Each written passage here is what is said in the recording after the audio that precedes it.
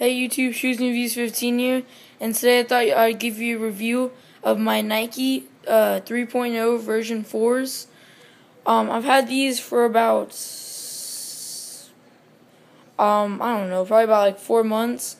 I used them for probably about a month, like of continuous wear, and I just thought I'd give you my opinion and what I think about them.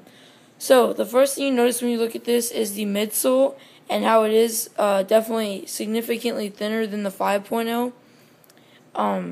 It is not Nike Plus compatible, but however, where the Nike Plus was, there's now added flex grooves and a little Nike Plus or Nike check swoosh. But to trade off, it is a lot more flexible than the 5.0s. It's a lot lighter too. And yeah, so the color I got is obviously Soar Blue with the gray. It looks white, but it's like an off-white grayish mix. Another thing you'll notice about it is how it has the diamond mesh stars all over it. Well, actually, there's no mesh; it's just the diamond pattern. And the shoe looks a bit darker on camera. I noticed it's actually a bit lighter blue, but not too light. So yeah, and also you notice the laces, they go horizontal. You see you got your Nike Free 3.0. Nike Free 3.0. You got your Nike swoosh right there, 3M reflectivity. And the inside, one piece. Some people I noticed on other reviews compare this to the Free Run 2. This is literally the only thing that it's similar to, is the one piece construction and the flexibility. It's flexible, but not as flexible as this. But that's the only other thing. Everything else is different. The fit, everything. Inside, you notice you have a Nike Free insole, which is glued in. You can take it out, but it's not supposed to. I got a size 10, if you can see in there. Europe 44, US size 10. And, yeah, it's a very nice shoe. I really like it a lot. It's just, sometimes it's just annoying, though, because it's kind of a pain in the butt to get on. And my biggest complaint is probably in the back here, because you have to pull this, like, down like that to get your foot in, so you can slide it in there easier. And when you're walking, this, like, goes down, and it crinkles over. You can see right there. The Free Run 3's crinkled somewhat, but this one does it really bad. Like, it's even worse when you're walking, because it's like that. Like, it's definitely noticeable, but I don't know. I still love this shoe. I still highly recommend that you get it, just because DAP Flex is just amazing. You can flex it any which way, flex like that. Just the forefoot if you want. The arch, the heel. Even the heel is flexible. I mean, the whole shoe is just very flexible. It's one piece, like I said. Comes in a couple different colors. I've seen red, yellow, blue, a black, in more of a grayish than this. So black and gray. Yeah, I don't really know what to say about it. It says 3.0. It says Nike Free. Just give you a quick view of the bottom here.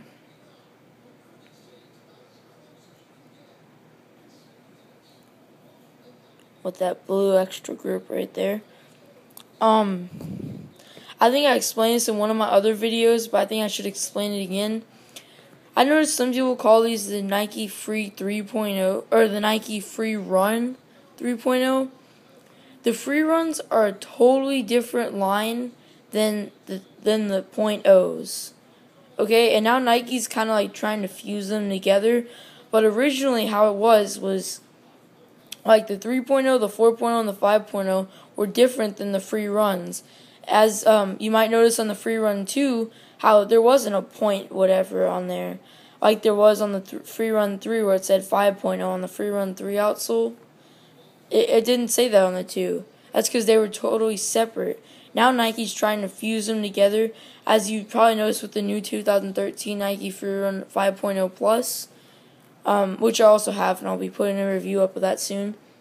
You might notice, they're trying to, fuse them together, and I don't know what they're doing. I think the free runs should be in their own category, and the free point O's should be in a different one, but that's just me.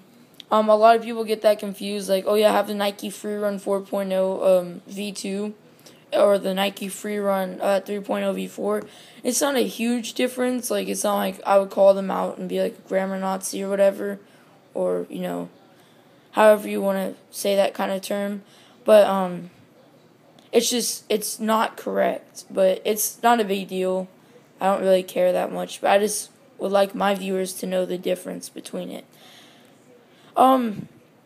Okay, so enough about that little spiel. Now to the fit. These fit very close, as you probably noticed. The toe, definitely not much room. It's pretty wide, but as in terms of what's on top, your feet are pretty sandwiched together between the top and the bottom. I mean, pretty sandwiched together. Which is a good thing in terms of performance, but in terms of casual, it kind of gets annoying. Especially for me, I like my shoes to be very roomy. That's why I like the Free Run 3s, because they are a bit roomier. But just depends on, how you like it. I do like the one-piece construction. I always have, always will. Very nice. The durability on these is definitely noticeably not as great as the Free Run 3s or Free Run 2s, just because the midsole's a bit thinner, or actually a lot thinner, and I don't know, for some reason it wore out pretty fast on the bottom. You can't really tell because I haven't used them that much, but like the actual grip isn't that great anymore. I really like this line, how they did that. It adds to the flexibility of it. Very, very free shoe. Retailed, I got it for $100, but now it might be like $90, $80, because they released the newest one, Nike Free 3.0 V5. That's the newest one. So these ones are probably going to go down a bit, but I love this shoe. Found a lot of great uses for it. Tried it for trails. Wouldn't really recommend it just because this one flexes so much. There's a lot of crap in those flex screws after a trail run. So, but then again, it all comes down to your preference, what you prefer, what you enjoy. But just if you buy the shoe, there's a couple things. Just be ready for a nice, snug, tight fit. I always get half size up with my shoes just because I like the bit more room. My actual foot, if I got it measured, is a 9.5. So I get most of my shoes in 10s just because that's, what I prefer. So yeah, be ready for a tight fit. Lots of flexibility with this shoe. The one-piece construction is something that some people don't like. I like it, so, it doesn't bother me.